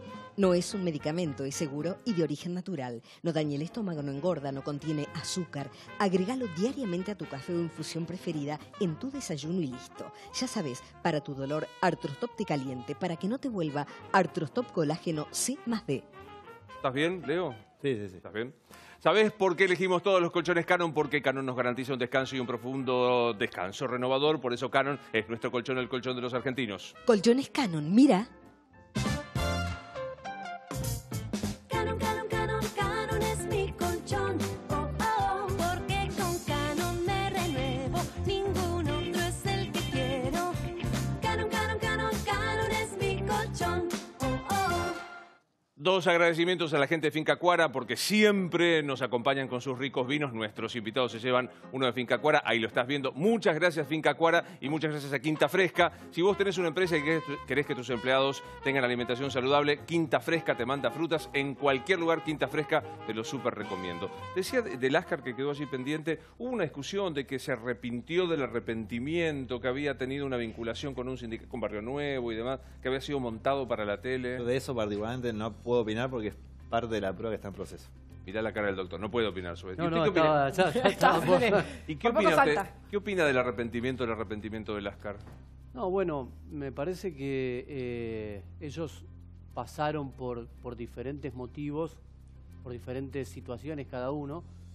Yo la verdad que lo conozco hace poco más de un año, a Leo. Y recién cuando le preguntabas si él se había casado por miedo a que aparezca en un zanjón, bueno, él sí terminó en un zanjón, en otro zanjón. Él terminó en uno de los peores zanjones, que es el, como él contaba, en el servicio penitenciario. Entonces, la verdad, estos de los que van y vuelven, no puedo opinar porque realmente no los conozco y como dice Leo, hay que ser muy cautos porque estamos en pleno juicio. En un juicio La raro. situación procesal del ya está cerrada.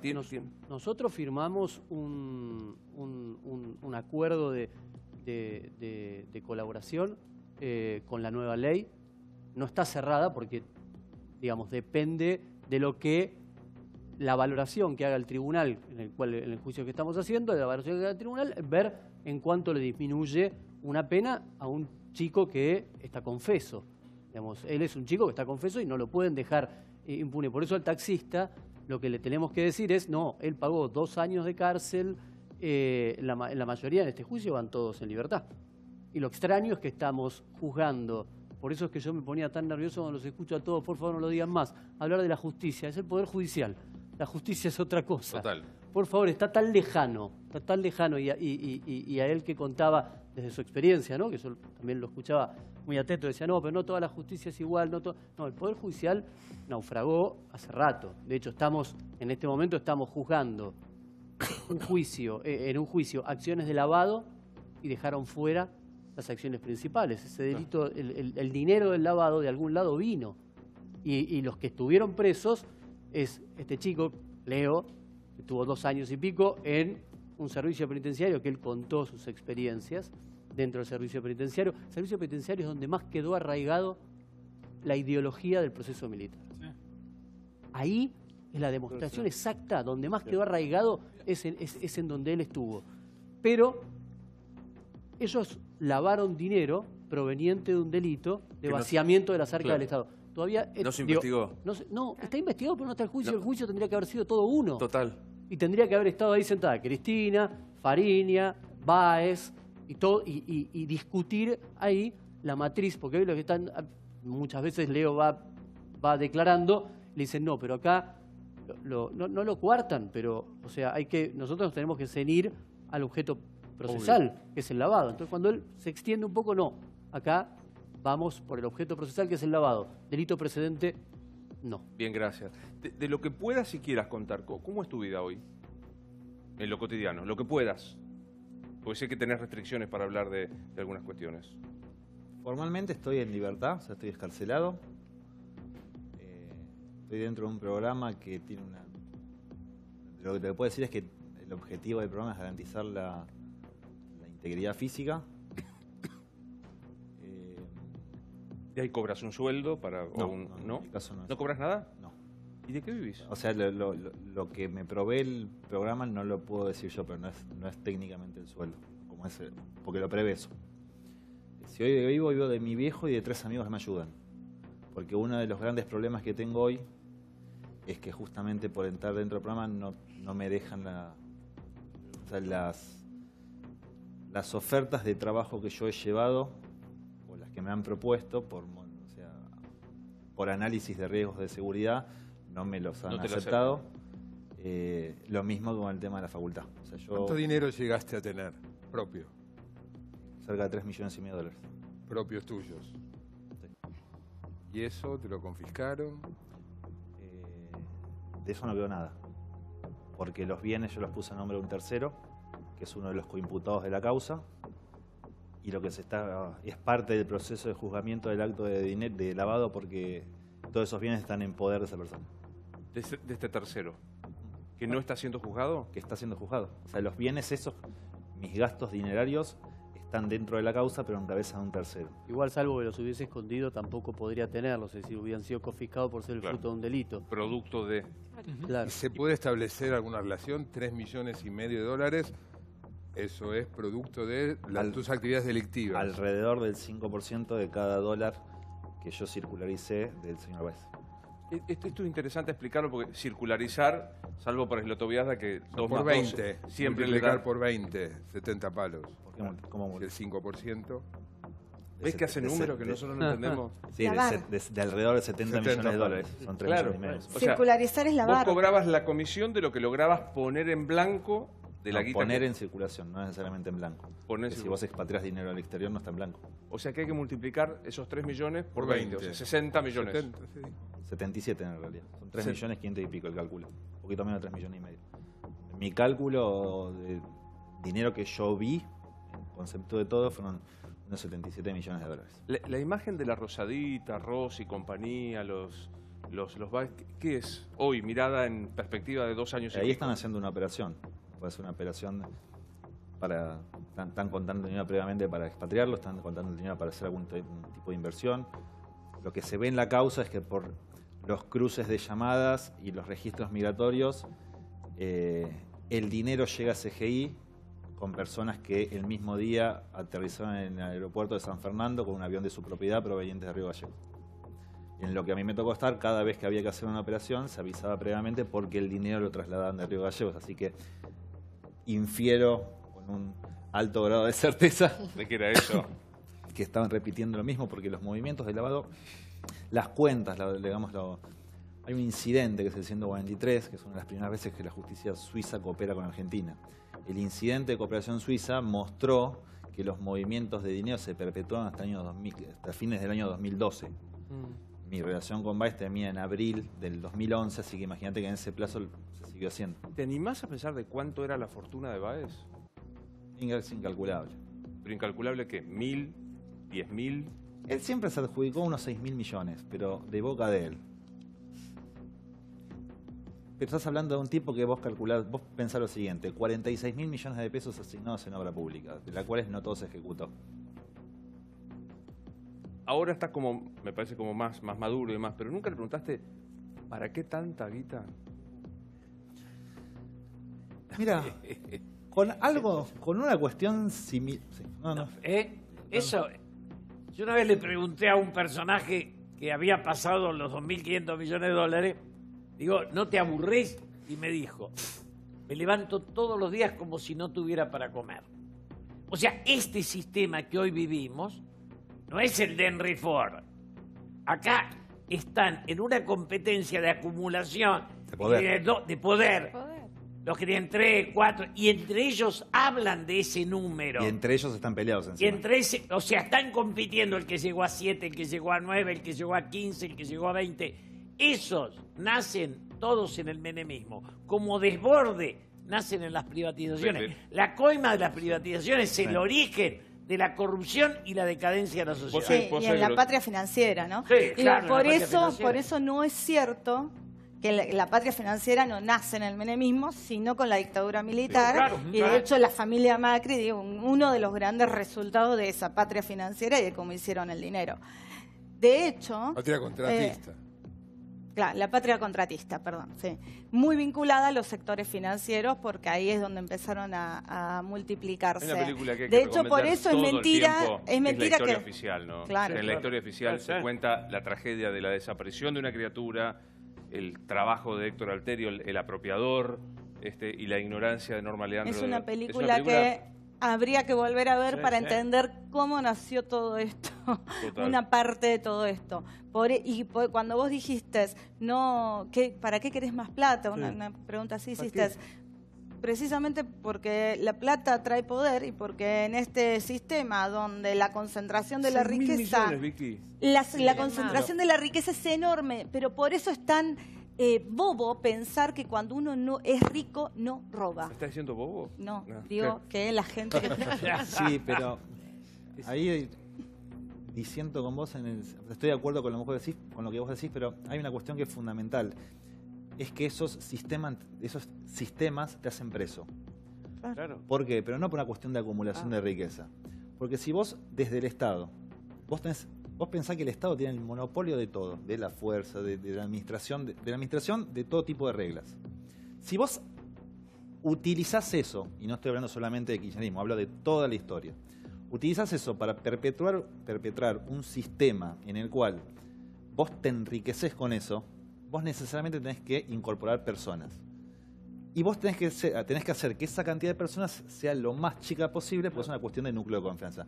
Porque si no, vos imaginate si en vez de un Baez hubiera habido, en la época kirchnerista, 50, Pero fíjate que la ahí... posibilidad que se te den vuelta o que te terminen como un arrepentido o que por alguna circunstancia de la vida terminen delatando es mucho mayor. Y hay una cuestión de confianza, además. La ideología es la complicidad hoy. Pero mirá, No, la complicidad no, Julio, No la ideología no es la complicidad. La complicidad es el exceso de poder. Cuando vos acumulás mucho poder, te pensás que sos impune. Ese sentimiento de impunidad Digo que es lo que te la da. complicidad. Impune Sí, eternamente. Claro. Pero hay Eternamente. algo, No algo solamente- que decía Bárbaro, Leo, digamos que se compite, que este que conocía a él, decía, me levanto todos los días con hambre y compite con los... ¿Se competían entre los millonarios para ver Se quién tenía más? competía con el ponerle un valor a la lealtad de Néstor, que es distinto. Porque si hay una cosa que Lázaro siempre marcaba y que en la primera charla que tuvimos cuando lo conocí comiendo un asado siempre dijo dos cosas importantes. La primera era que, según él, ¿no? Su gran delito era haber sido amigo del presidente, o sea, que era amigo del presidente. Y el segundo era que él era el único que era amigo del presidente cuando él no era nada. Entonces había como una cuestión de poder, ¿sí? Vos después te metés en todo el tema, los grandes empresarios de esa época estaban enemistados entre sí. Lázaro con Cristóbal no se llevaba bien, la opinión de Lázaro con respecto a Ferreira era distinta, la opinión de Ferreira con respecto a Cristóbal no era buena y viceversa. Entonces básicamente la pelea no era por acumulación, creo yo que era por una cuestión de demostrar la lealtad. Igual, Luis, ¿me dejas decir Sí, algo? claro. Porque no es solamente la pelea entre los que más tienen y la patria contratista. Mira, yo el martes pasado estuve en Villa Banana, en Rosario. Y la pelea también viene muchas veces de movimientos sociales que luchan contra esa patria contratista y contra los poderosos. La cantidad de plata que se han quedado organizaciones sociales a hacer de intermediarios con gente que necesita de los planes de protección social es escandaloso. Una señora, Ucha, que vive en Villa Banana, me contaba que hasta hace un año que se pudo inscribir en el nuevo programa Hacemos Futuro, o sea que pudimos regularizar a todos los que reciben una prestación del Estado, por cada mes que se le cobraba, que ella cobraba su plan social, que no lo cobraba por una ventanilla del ANSES, le sacaban la mitad del plan. Entonces, cuando hablamos de la corrupción, volviendo al principio del programa, no es solamente la corrupción en los estratos más altos y pensamos que solamente los poderosos. El que está mirando ahora el programa tiene que entender que incluso en el barrio donde más necesidades hay movimientos sociales también y punteros políticos que juegan también a quedarse con la de la gente. Sí, a ver, pero lo que vos estás diciendo es un poquito peligroso. Porque yo te voy a decir Se queda con la palabra sí. Victoria Donda. Dame un segundo que es una pequeña pausa. Adoptar la saludable costumbre de tomarte 30 minutos y usar una máscara para cuidar tu rostro y relajar tu cuerpo y mente. Por eso PharmaClean Máscaras presenta esto. Una línea completa de 6 máscaras con distintas funciones. Arcilla verde, black carbon activado, peel-off diamantes, glitter holográfico, Gol 24K y labios gruesos. Vienen cómodos envases unidosis que te permiten comprarlas de a una cada vez que la necesitas y probarlas todas. Ahorra dinero y hace que tu casa sea tu propio centro de belleza. Y no te olvides, como siempre, para los granitos, PharmaClean Granitos en tu farmacia de confianza. Lo que haces en tu día deja marcas en tu piel. Proba la fragancia irresistible de Rosa Inspiración. Una rosa diferente que deja tu piel hidratada y fresca todo el día. Hints, en la piel de la mujer.